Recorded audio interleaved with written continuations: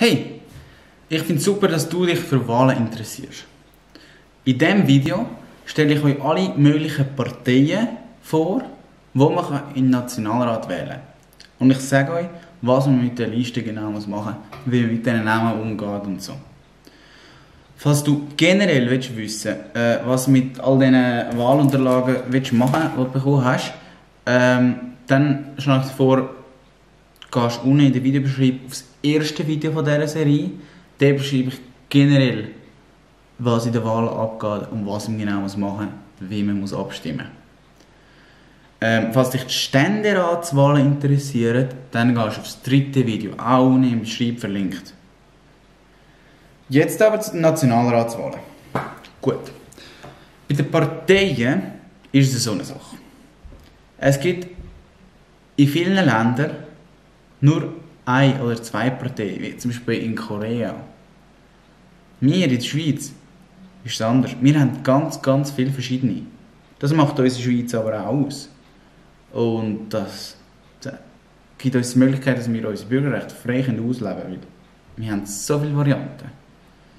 Jeder kann seine Meinung frei kundtun, ohne dass er ins Gefängnis kommt. Also jeder kann eine Partei gründen und selber eine Meinung haben. Das ist aber genial. Es gibt aber auch viele Varianten und man muss sich überlegen, was man will. Es gibt eher rechts, eher links und dann gibt es so Zeug in der Mitte.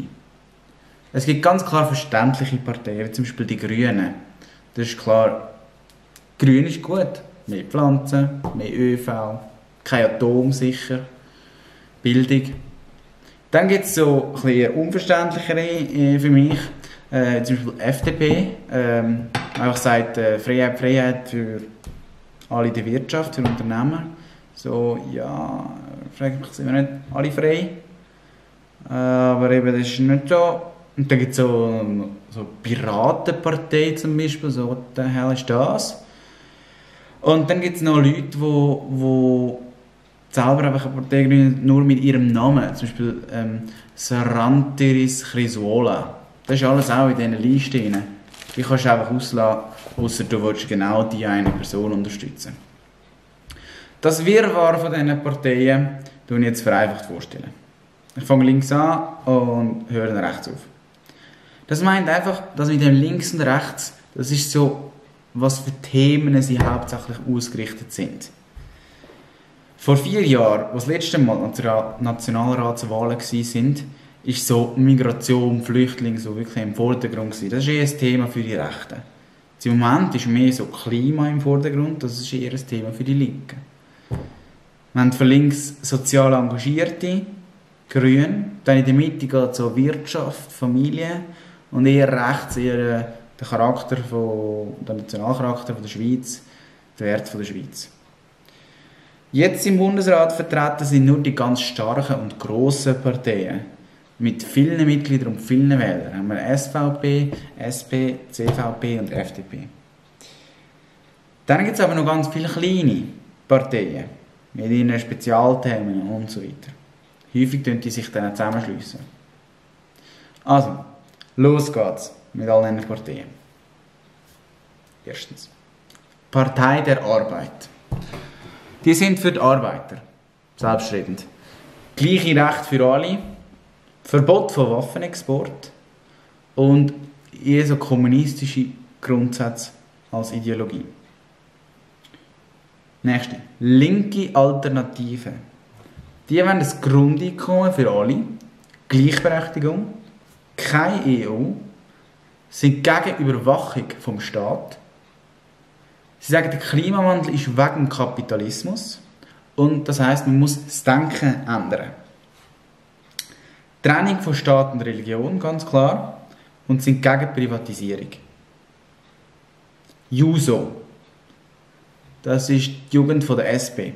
Sie lehnen das jetzige Wirtschaftssystem ab, sind gegen die Ultrareichen, wollen Bildung fördern, mehr Transparenz in der Politik, warnt vor Lobbying, sind für ehrliche Migranten und sind für Gleichstellung, sind aber gegen Militär und Waffenexport. Die SP, Sozialdemokratische Partei. Frauen- und Männergleichstellung, Klimaschutz, erneuerbare Energie, alle sollen Recht auf Arbeit haben, wollen die Sozialversicherungen schützen, wollen der EU beitreten, wollen die Armeekosten verringern. Bei den Flüchtlingen vertreten sie eine offene, humane Einstellung, Schutz für die arbeitende Bevölkerung und Bildung soll gefördert werden. Nächste Partei. Die Guten. Die wollen einen Sozialstaat. Die etwas machen für den Staat, sollen davon profitieren, die anderen sollen zahlen. Sind speziell gegen Hooligan-Gewalt, wollen das Geld vom Militär zu der Polizei überschieben, wollen den Migranten helfen und wollen Windräder als die erneuerbare Energie einsetzen. Piratenpartei. Medienfreiheit, sind gegen Zensur und Überwachung.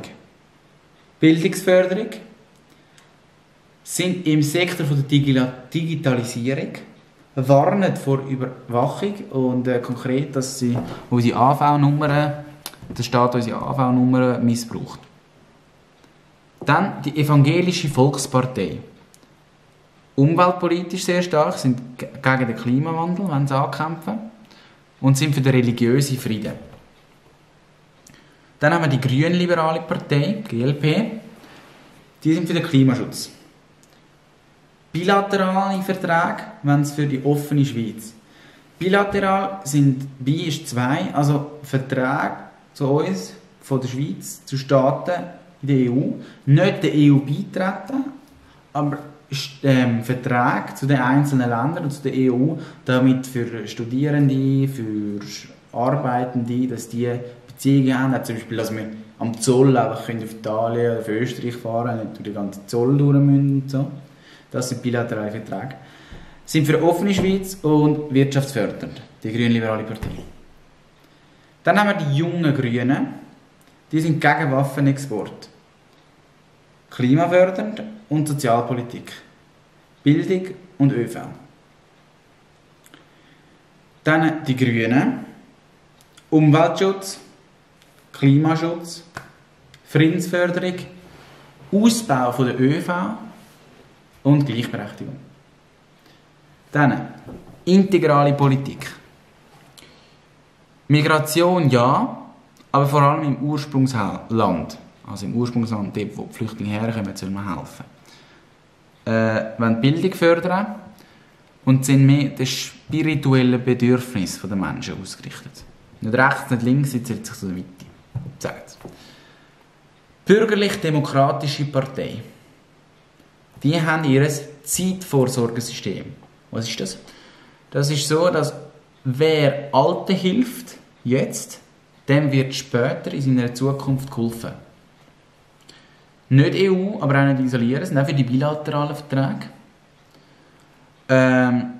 Asylpolitik ja, aber nicht zu exzessiv. Sie wollen einen geordneten Übergang in der Politik. Sie wollen auch wegkommen und in die erneuerbare Energie kommen, aber der Übergang soll fließend laufen. Auch Klimaschutz ist ein Thema. CVP, Christlich-Demokratische Volkspartei. Medizinische Versorgung für alle. Integration von Migranten. Offene Schweiz für Unternehmer, welche verantwortungsvoll gegenüber der Umwelt sein sollen. Klimafördernd. Und die haben eine Kostenbremse-Initiative. Das ist einfach, dass Gesundheitskosten nicht die Kosten der Löhne, also nicht die Löhne übersteigen, proportional.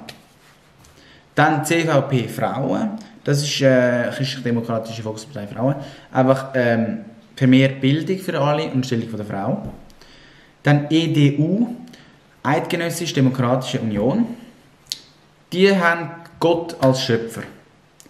Keine Abtreibung und Sterbehilfe. Die Gender-Gleichberechtigung, wie sie heute auf Insta wirklich als Limit getrieben wird, sagt übertrieben. Sind gegen Legalisierung von Drogen, also zum Beispiel Dope, sind gegen EU und die islamischen Extremisten, die islamischen extremen Ausländer.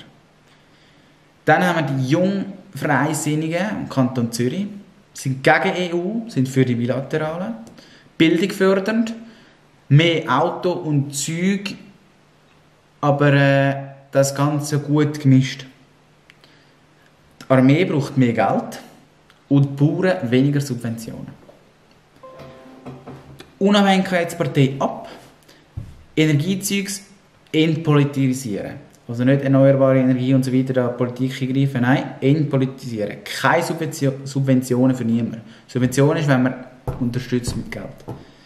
Migranten dürfen reinkommen in die Schweiz, aber sind selber für sich verantwortlich.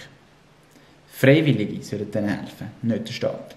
Steuern wollen sie senken, Bildung für alle entpolitisieren, genau das Gleiche, wie bei der Energie, also wenn dort das Politik daraus rausgeht. Freier Wettbewerb in der Wirtschaft. Dann FDP, die Liberalen. Freiheit auf dem Markt für alle. Das ist eine Wirtschaftspartei. Das ist für die Unternehmer. ÖV und so ist gut. Ist schon gut, man muss nicht ausbauen, man muss es einfach besser nutzen. Kein Eingriff der Politiker nötig. Sind für die Bilateralen, keine EU. Fachkräfte dürfen reinkommen in die Schweiz, Flüchtlinge nicht. Arbeitsplätze, aber trotzdem für alle. Nächste, Schweizer Demokraten. Die lehnen jede Annäherung an Europa ab. Sind gegen Flüchtlinge und wollen die Währung vom Schweizer Volkscharakter. Wenn der Schweizer Volkscharakter waren. Dann SVP, Schweizerische Volkspartei. Sind gegen die EU, wollen keine Flüchtlinge mehr, Verringerung der Sozialwerke, wollen Verschärfung vom Strafgesetz, Freiheit von allen Schweizer, Eigenverantwortung vom eigenen und wollen keinen sozialen oder Bildungsausbau. Dann Mouvement Citoyen Genevois, das ist klar Genfer, aber sie sagen, alle anderen Parteien haben das Gefühl für die Realität verloren. Genf als Nummer 1 und die kleinen Schweizer Unternehmen im Mittelpunkt. Mit Europa muss man alles neu verhandeln. Lega di Cinesi spricht für sich, das Tessin, möchte keine Ausländer mehr und wollen kein Geld mehr für Entwicklungshilfe ausgeben. So, das waren es. Fast alle Parteien der Schweiz. Vertreter von diesen Parteien sind jetzt auf diesen Listen. Geht nochmal, spuren zurück zu den Parteien, wenn ihr etwas nicht klar verstanden habt, wenn ihr wiederholen wollt. Wenn ihr genauere Informationen habt, googelt sie. Gewisse Parteien sind jetzt auf diesen Listen, wir haben hier die Liste, Wahlzettel, Z. Gewisse Parteien sind allein, gewisse sind gemischt. Wir im Kanton Zürich haben 35 Namen auf dieser Liste. Das ist die Liste. Und da haben wir 35 Namen. Weil wir 35 Plätze haben im Kanton Zürich. Ich werde in Zukunft ich werde zu jeder Partei noch ein genaueres Video machen, um zu sagen, was sie in der Vergangenheit gemacht haben und so weiter. Aber das war mal oberflächlicher gewesen. Für das einfach meinen Kanal abonnieren. Jetzt ist es so, wenn ihr euch für eine Partei entschieden habt, reisst ihr einfach die Seite da raus. Von dieser Partei. Wenn jetzt aber 2 oder 3 Namen von einer anderen Liste willst, von einer anderen Partei, dann ist es ganz einfach. Dann ist einfach die Liste, die du rausgerissen hast, auf der 2 Namen durchstreichen und drüber rein die Namen schreiben, die du von der anderen Liste möchtest dazu nehmen. So kannst du deine Liste selber zusammenmischen, wie du möchtest. Ein bisschen von der einen Partei, ein bisschen von der anderen. Wenn du selber die ganze Liste machen willst, dann nimmst du die letzte Seite von dem Dossier, die ist nämlich leer. Kannst dort selber deine Namen von verschiedenen Parteien aufschreiben. Wenn du nicht 35 Namen findest, kannst du auch Namen, die dir wichtig sind, doppelt schreiben. Nicht mehr, aber nur doppelt kann man sie schreiben, die Namen. Dann bekommen wir doppelte Stimme. Und wenn du nicht fertig bist mit 35, dann schreibe oben rechts einfach den Namen von der Partei her. Dann füllt das Wahllokal selber der Zettel fertig aus. Gut. Und dann eben noch wichtig, den Stimmrechtsausweis unterschreiben. Die zwei zusammen ins löchrige Kuvert.